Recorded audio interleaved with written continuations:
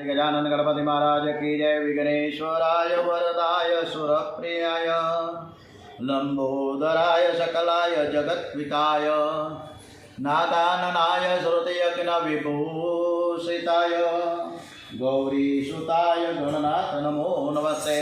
श्री गम गणपति नमो नमः। श्री हनुमान जी महाराज की जय। श्री रामचंद्र भगवान की जय। ओम श्री गायत्री मात की जय। ओम श्री सोमनाथ महादेव की जय। श्री कृष्ण कन्हैयालाल की जय। बाल कृष्ण लाल की जय। श्री डोंगरे जी महाराज की जय। श्री सुखदेव जी महाराज की जय। ओम श्री व्यास नारायण भगवान की जय। श्री भारत माता की जय। श्री ओम नमो भगवते वासुदेवाय। श्री भागवत भगवान जी महाराज की जय। आज 4 तारीख है एप्रिल महीनो, चैत्र वद बीज है, शनिवार। આજની કથા શ્રી કૃષ્ણ પરમાત્માને આપણે સંભળાવીએ। શ્રી કૃષ્ણ ચરિત્ર બાળ લીલા ખૂબ સરસ મજાની અદ્ભુત આ કથામાં આગળ વધીએ। કન્યાને હવે 4 વર્ષ પૂરા થયા છે અને 5મા વર્ષમાં પ્રવેશ કર્યો છે। હવે ગ્વાલ બાલ મિત્રોની સાથે રમવા જાય છે। મધુમંગલ, શ્રીદામા, મનસુખ આ બધા જ ગરીબ ગાલ બાળકો છે, બધા જ કન્યાના મિત્રો છે। શ્રી કૃષ્ણનો પ્રેમ કંઈક અલૌકિક છે। તે ગોવાળની સાથે ગોવાળ થઈને રહીમાં છે। મનસુખો બહુ દુબળો છે, તેના શરીરમાં હાડકાનું માળખું દેખાય છે। કન્યો તેને ખભે હાથ મૂકીને કહે કે તું બહુ દુબળો છે, મને દુબળો મિત્ર ગમે નહીં, તું મારા જેવો તગડો કેમ થતો નથી? મનસુખો રડવા લાગ્યો, કહે કે તું રાજાનો દીકરો ને તારી મા તને રોજ ઉઠીને મલાઈને માખણ અને મિશ્રી ખવડાવતી હોય એટલે તું તગડો છે, અમે તો ગરીબ છીએ, અમે રોજ ઉઠીને આવું માખણ અને મિશ્રી ક્યાંથી ખાઈએ? અરે મને દૂધે મળતું નથી, ફક્ત છાશ પીવા મળે છે।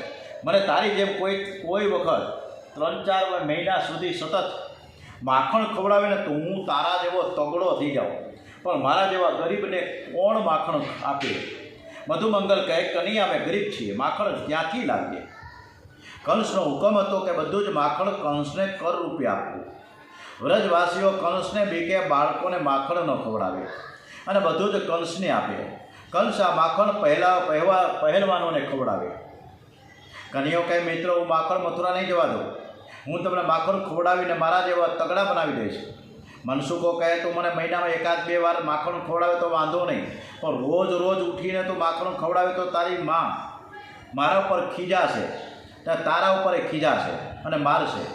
કન્યો કહે મારા ઘરનું માખણ નથી ખાવાનું, પણ જેના ઘરમાં માખણ છે એના ઘરમાંથી લાવીને મિત્રોને હું ખવડાવીશ। મનસુખો કહે કેવી રીતે? કન્યો કે આપણે બધા મિત્રો ભેગા થાવું અને એક સહકારી મંડળી કે મંડળ ખોલીને સરસ મજાની કમાણી કરીશું માખણની। મનસુખે કર્યા તને કમાતા આવડે? કન્યો કે મને બધું જ આવડે છે। મિત્રો કે તો મંડળનું નામ શું રાખીશું?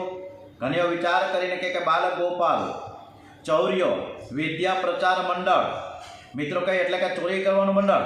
અરે કન્યા તું અત્યારથી અમને ચોરી કરવાને શીખવાડશ અને ચોરી કરતાં આપણે પકડાઈ જઈએ તો શું થાય? ચિંતા કરો માં, મારા ગુરુએ મને એક એવો મંત્ર આપ્યો છે કે મંત્ર બોલતા બોલતા ચોરી કરીએ તો કોઈ આપણને જોઈ ન શકે અને કદાચ પકડાઈ જઈએ તો પણ છટકી જાય। કન્યો મિત્રોને માટે માખણ ચોર થવા માટે તૈયાર થયો। કન્યા એકના કાનમાં કફલમનો મંત્ર બોલે છે। ચૌર્ય કળા છે, કફલ ઋષિના આચાર્ય જેટલા ચોર છે તે બધા જ કફલ ઋષિના ચેલા થાય। આ બધી જ કન્યાની ચતુરાઈ છે। આ મંત્ર કન્યાએ પોતાના ગ્વાલ બાલ મિત્રોને આપ્યો। આ મંત્ર યાદ રાખીને તમે કોઈ જગ્યાએ ચોરી કરવા જશો નહીં। ચોરી એ પાપ છે। આ પાપ કોણ કરે? જે આ શરીરની સાથે રમવામાં સુખ સમજે છે, જે સંસારના જળ પદાર્થોની સાથે રમે પાપ કરે। પરંતુ આ બાળકો તો કન્યા સાથે રમે છે, પરમાત્માની સાથે રમે છે, એની સાથે પ્રેમ કરે છે અને પાપ કરી શકે જ નહીં। અને કદાચ પાપ થાય તો તે પાપનો જવાબ ઈશ્વર પોતે આપશે। જો તમને કફલમ મંત્રનો પ્રયોગ કરવાની બહુ ઈચ્છા થાય તો આજથી શ્રી કૃષ્ણનું ધ્યાન ધરો, બાલકૃષ્ણ લાલની પ્રેમથી સેવા કરો, શ્રી કૃષ્ણ કીર્તનમાં તન્મય બનો અને પછી તમારા ઠાકોરજીને કહેજો કે મારે તમારી સાથે રમવું છે, હવે કોઈ માણસ સાથે મારે રમવું નથી. હે પ્રભુ, દ્વાપર યુગમાં જ્યારે તમે ગોકુળમાં પ્રકટ થાવ ત્યારે મને પણ ગોવાળને ઘેર જન્મ આપજો. હું તમારો ગોવાળ મિત્ર બનીશ અને પછી કફલમ બોલતા ચોરી કરીએ તો જરાય વાંધો નથી. આજે ચૌર્ય મંડળની સ્થાપના થઈ છે. મંડળનો પ્રમુખ કનિયો દરેક ગ્વાલ બાલ મિત્રોને કહે છે કે તમારે એક કામ કરવાનું કે ગોપીઓ કેટલા વાગે બહાર જાય છે, કેટલા વાગે ઘેર આવે છે, આ બધું બરાબર તપાસ કરીને આવવાનું. પછી આગળનું હું તમને શીખવાડીશ. કનિયા મારી માં 3 વાગે બહાર જાય છે અને 7 વાગે ઘેર પાછી આવે છે, એટલે 4 કલાકનો વચ્ચે ગેપ છે. મારા ઘરમાં માખણે ઘણું બધું ભર્યું છે. કનિયો કે આજે આવીને હું તારા ઘરથી જ શ્રી મંડળના શ્રી ગણેશ કરીશ.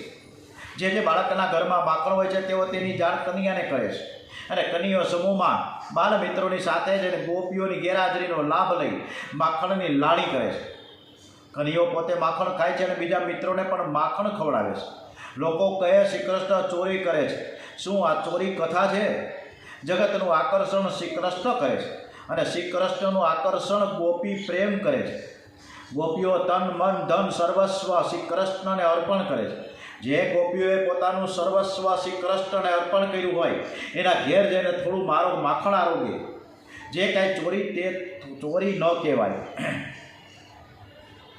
કનિયાના ઘરમાં ઘણી બધી ગાયો છે, દરરોજ ખૂબ જ માખણ ઉતરે છે, પણ કનિયો ઘરનું માખણ ખાતો નથી. તે ગોપીઓના ઘેર જઈને માખણ ખાય છે. અલૌકિક દિવ્ય પ્રેમ કથા,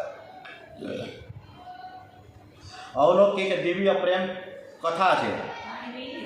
ગોપીઓનો દરરોજનો નિયમ છે કે સવારે યશોદાજીને ઘેર જાય, કનિયાના દર્શન કરે અને યશોદા મૈયાને કનિયાની એક લીલા સંભળાવે.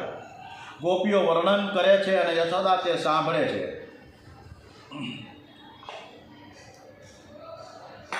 માં કનૈયો બહુ જ તોફાન કરે છે. એ મારે ઘેર આવીને દૂધ દોહવાનો સમય થયો ન હોય અને છતાંય વાછરડાને છોડી મૂકી દે. માં વાછરડા બધું દૂધ પી ગયા, મારો દૂધ દહીં માખણે ચોરી જાય છે, તેના મિત્રોને તે ખવડાવી દે. ઘરમાં કાંઈ ન મળે તો મારા બાળકોને રડાવે છે.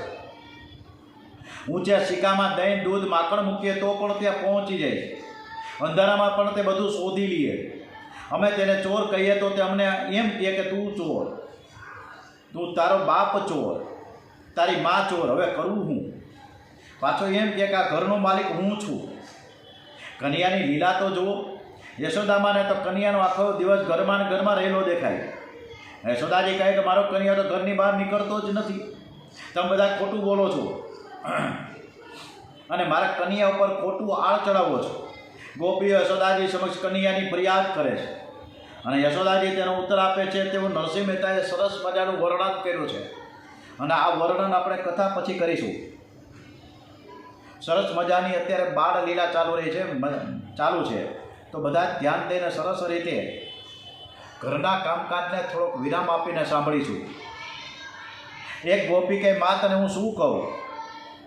તારો કન્યા દૂધ દોહવાના સમયે વાછરડાને છોડી દે છે. દૂધ દોહવાના સમયે વાછરડા છોડી દે. દૂધ દોહવાના સમયે વાછરડાને છોડે એ સાધારણ ગોવાળ કહેવાય, પણ કનિયા તો ગોવાળનો પણ ગોવાળ છે. સમય થયો ન હોય છતાં વાછરડાને છોડે એટલે તે જીવોને છોડે છે, મુક્ત કરી દે છે. વાછરડા એટલે વિષયાસક્ત જીવ.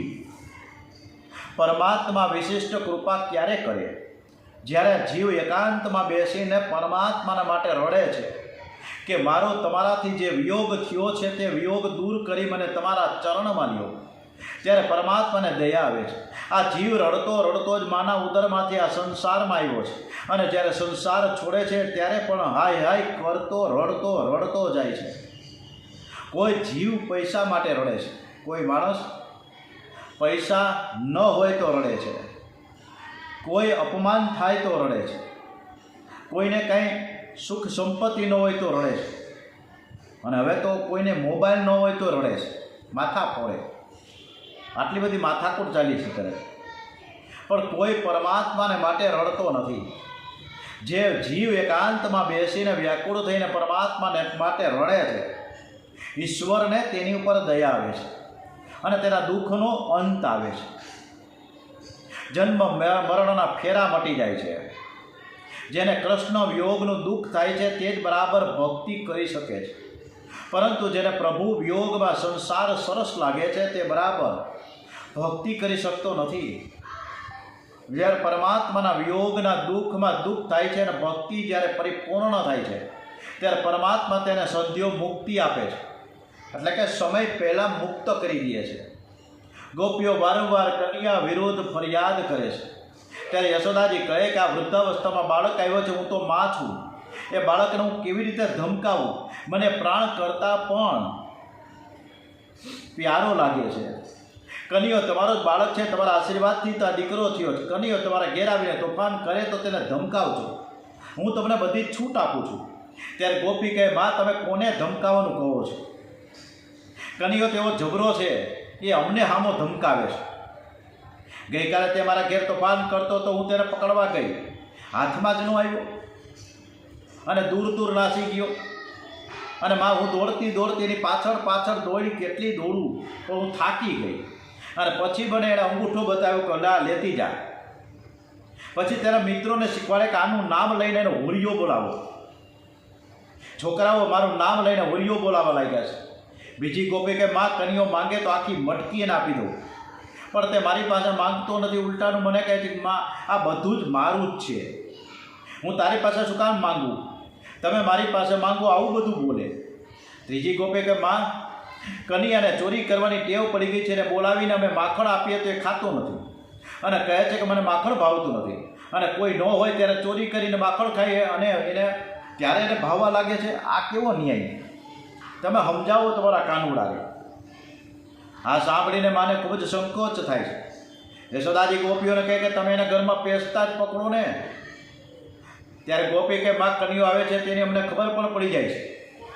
એ આવવાનો હોય તેને આગલી રાત્રે સ્વપ્નમાં દેખાઈ જાય છે. મેં સ્વપ્નમાં જોયું કે કનૈયો તેના ગ્વાલ બાલ મિત્રો સાથે મારે ઘેર આવીને માખણ ઉતારે છે. આ સ્વપ્ન મને 4 વાગે દેખાયું અને પછી હું જાગી ગઈ. મને ખૂબ જ આનંદ થયો કે આજે કનૈયો જરૂર આવશે, કારણ કે સવારનું સ્વપ્ન હંમેશા સાચું પડતું હોય એવું મને ખબર છે.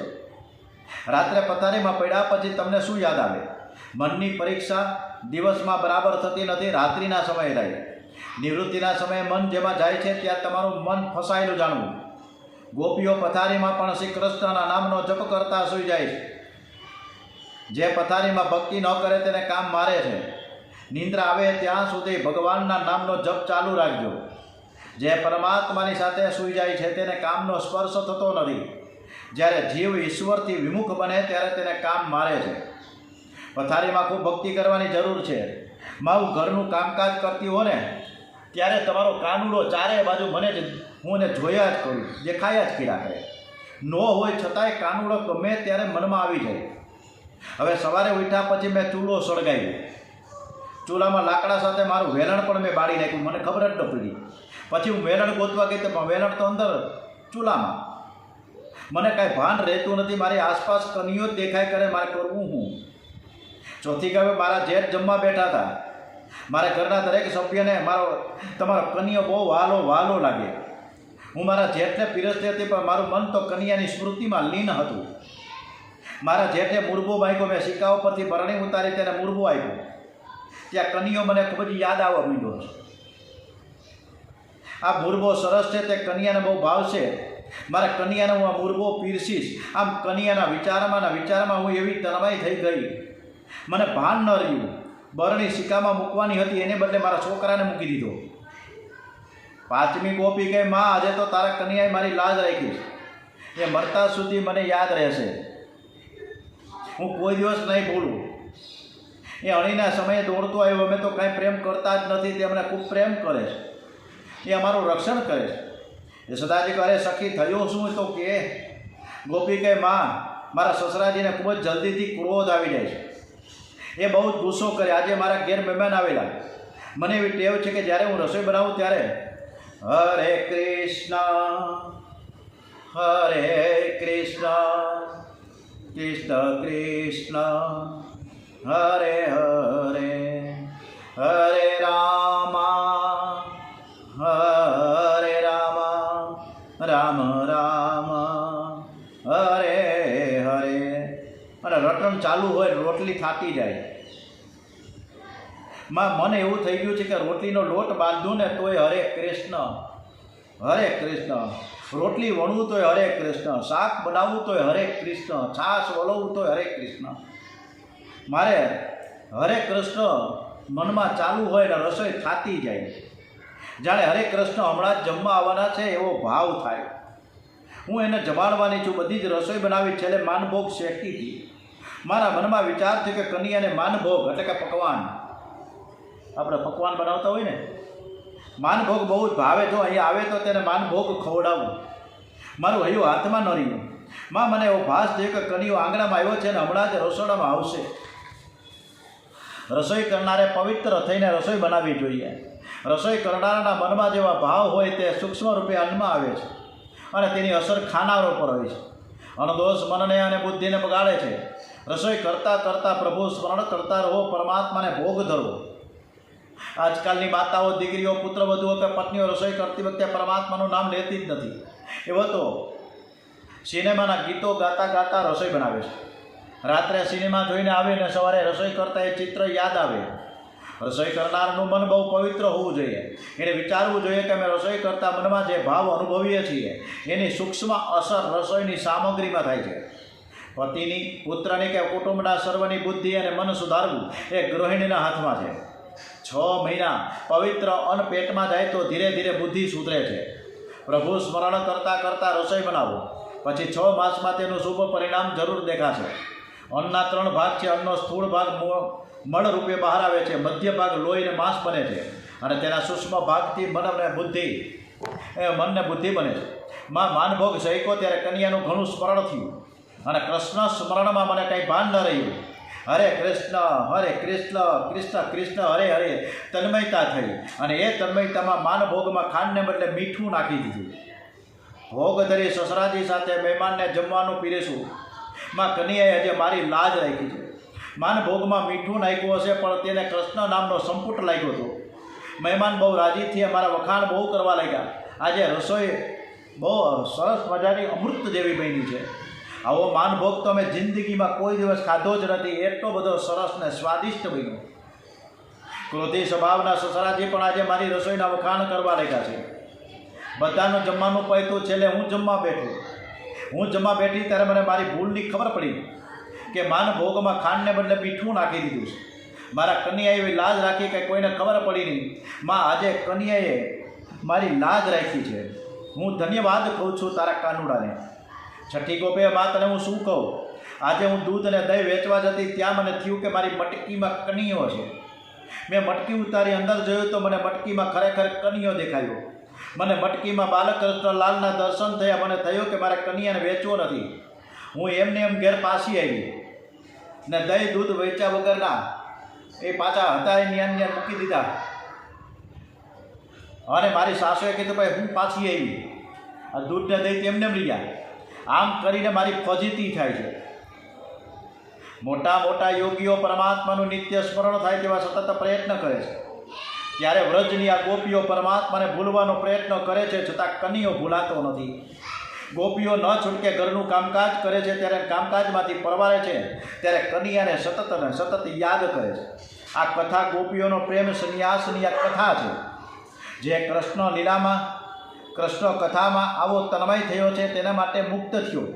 ભાગવત મૈરા પછી નહીં, મૈરા પહેલાં મુક્તિ આપે છે, પણ તેના માટે ગોપીઓ જેવી તન્મયતા થવી જોઈએ. યશોદાજી ગોપીઓને કહે, સખીઓ તમને ખબર તો પડે છે કે આજે કનિયો આવવાનો છે. એ દિવસે ઘરમાં કંઈ ખાવાનું રાખવું જ નહીં, પછી બીજાના ઘેર મૂકી આવવું. તમારા ઘેર સારું સારું ખાવાનું મળે છે તેથી આવ્યા કરે ને. 2-4 વાર ઘરમાંથી ખાવાનું નહીં મળે તો આવશે જ નહીં. ગોપે કે માં તમે જે કહો છો મેં ગઈકાલે આવું જ કર્યું હતું. હું મારા ઘરના ઓટલે બેઠી હતી. કનિયો ગોવાળ મંડળની સાથે મારા ઘર આંગણાથી નીકળો બાજુમાંથી. બધા જ ગોવાળ બાળકો પાસે જઈને એમ કહે કે આવતીકાલે આ બાઈનો વારો છે. આજે છે ને આનું ઘરનું માખણ આપણે ખાવું છે. એટલે એમ કહીને અમને મનમાં સમજાવે કે હું તારા ઘરે આવી જઈશ. આવશે એટલે જરૂર આવશે જ કીધું. એટલે મેં બીજે દિવસે ઘરમાં કાંઈ રાખ્યું જ નહીં. બધું બીજે મૂકી આવી. કનિયો મારે ઘેર આવ્યો, ખાવાનું કંઈ મળે નહીં. એટલે રીસ ચડી મારો દીકરો પારણામાં સૂતો હતો, ત્યાં જઈને ચીટકા ભરી એવો. હવે આ તારી માં કંજૂસ છે, ઘરમાં કાંઈ રાખતી નથી, ખબર પડતી એને ખબર પડતી નથી. માં અમે ઘરમાં કાંઈ ન રાખીએ તો અમારા બાળકોને રડાવે છે.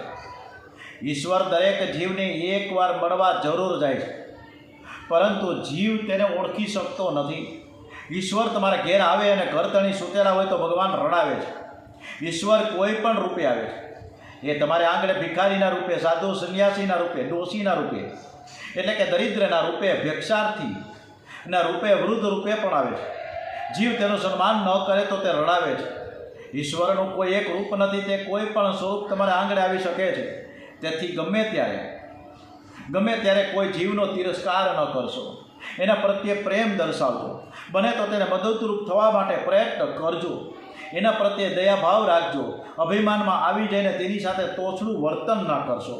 આથી પરમાત્મા રાજી થશે. યશોદાજી કહે કે તમારા છોકરાઓને પિયર મૂક્યા હો ને. ગોપી કહે માં એ પણ કરી જોયું. હું જે દિવસે કનૈયો મારા ઘેર આવવાનો હતો એ દિવસે દૂધ, દહીં, માખણ અને છોકરાઓને પિયર મૂકીને આવી. કનૈયો ઘરમાં આવ્યો, ઘરમાં કાંઈ મળ્યું નહીં, છોકરાએ જોવા ન આવ્યા. ત્યારે મને કહેવા લાગ્યું જે ઘરમાં મારા માટે કશું નથી એ ઘર સ્મશાન જેવું છે. બોલો શું કરવાનું? મને કે મસાણ જેવું છે. મને પણ તેનું મુખ જઈને એવું લાગ્યું કે જે ઘરમાં કનૈયો નથી અને એ ઘર ખરેખર સ્મશાન જેવું છે. એટલે તું દોડતી પિયરથી બધું પાછું લઈને આવી. યશોદાજી કરે સખીઓ તમે કહો છો કે કનૈયો બહુ તોફાન કરે છે. જ્યારે હું તેને પૂછું છું તો કે ના પાડે છે. હવે કનૈયો તમારે ત્યાં ચોરી કરવા આવે એટલે તેને પકડીને મારી પાસે લાવવું અને હું એને સજા કરીશ. હવે આ રીતે ગોપીઓને કીધું છે યશોદાએ. હવે બધી ગોપીઓ વિચાર કર્યો કે આને કેવી રીતે પકડવો અને કેવી રીતે લાવવો. યશોદાજીને પાસે એમાં પ્રભાવતીએ બીડું ઝેડ્યું અને પ્રભાવતી કે આવતીકાલે તમારી સમક્ષ હું રજૂ કરી દઈશ કનૈયાને, અને એ કથા આવતીકાલે જ આપણે શરૂ કરીશું. ત્યાં સુધી પ્રભાવતી બરોબર એના પરાક્રમ કરવા માટે તૈયાર છે. ઓમ શ્રી કૃષ્ણ કનૈયા લાલ કી જય, શ્રી ગણપતિ મહારાજ કી જય, ઓમ શ્રી દ્વારિકાધીશ કી જય, કૃષ્ણ કનૈયા લાલ કી જય, ડોંગરેજી મહારાજ કી જય, શ્રી સુખદેવજી મહારાજ કી જય. ઓમ નમો ભગવતે વાસુદેવાય. શ્રી રામ જય રામ જય જય રામ. ઓમ નમઃ પાર્વતી પતય. હર હર મહાદેવ હર.